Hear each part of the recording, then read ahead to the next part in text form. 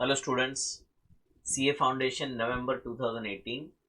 ये theory question है और ये था on limitations of financial statements.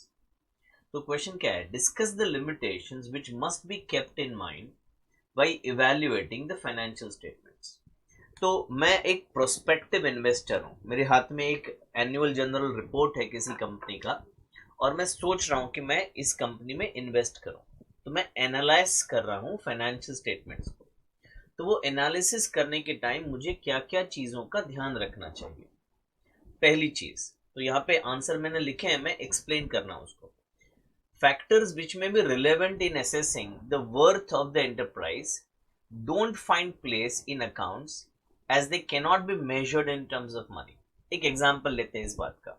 Balance sheet में एम्प्लॉयज को सैलरी कितना पे किया वो तो लिखा गया है, पर वो एम्प्लॉय किस प्रकार का काम करते हैं, कैसा बिजनेस लेके आते हैं, कितने मोटिवेटेड है, कितने सालों से हमारी कंपनी में काम कर रहे हैं, ये सब बातें तो बैलेंस शीट में नहीं होगी। उसको कैसे आप एनालाइज कर पाओगे? नहीं कर पाओगे।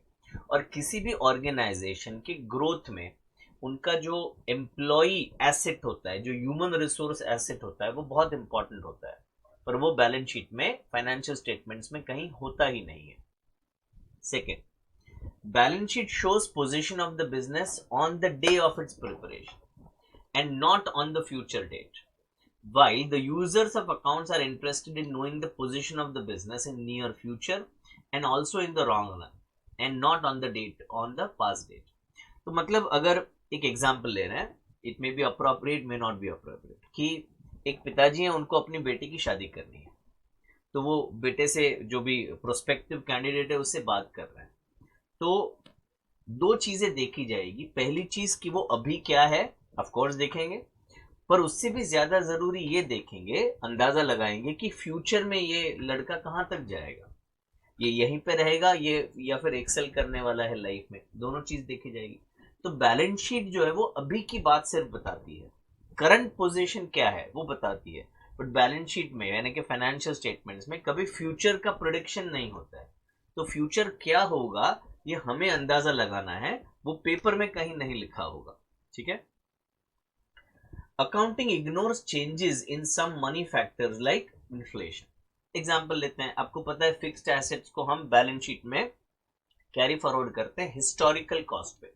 तो 25 साल पहले भी कोई एसेट अगर खरीदा है उसको बैलेंस शीट में वही अमाउंट पे लिखते हैं, बट इन्फ्लेशन को अगर फैक्टर इन करें तो उसकी वैल्यू आज कहाँ की कहाँ पहुंच गई होगी, बट बैलेंस शीट से वो इंफॉर्मेशन हमें नहीं मिल पाती है।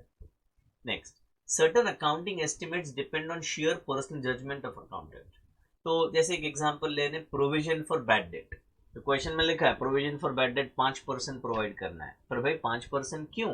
तो वो जो अकाउंटेंट है उसका जजमेंट है, अगर वो जजमेंट रॉन्ग हो गया तो डेफिनेटली जो पिक्चर प्रेजेंट हुआ है वो भी रॉन्ग हो जाएगा।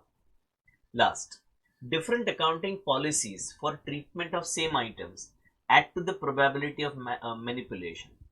तो मतलब क्योंकि एग्जाम्पल लेते हैं कि बहुत सारे अलग अलग मेथड्स हैं, बहुत सारी पॉलिसीज हैं जो कंपनी फॉलो कर सकती है, तो उसका सहारा लेके अगर कंपनी चाहे तो अकाउंट्स को मैनिपुलेट कर सकती है, और अगर वो अकाउंट्स मैनिपुलेट हो गए हैं तो वो सही पिक्चर, क्लियर पिक्चर हमें नहीं बताएंगे। तो these are some of the limitations of financial statements. I hope आपको समझ में आया होगा। Thank you so much.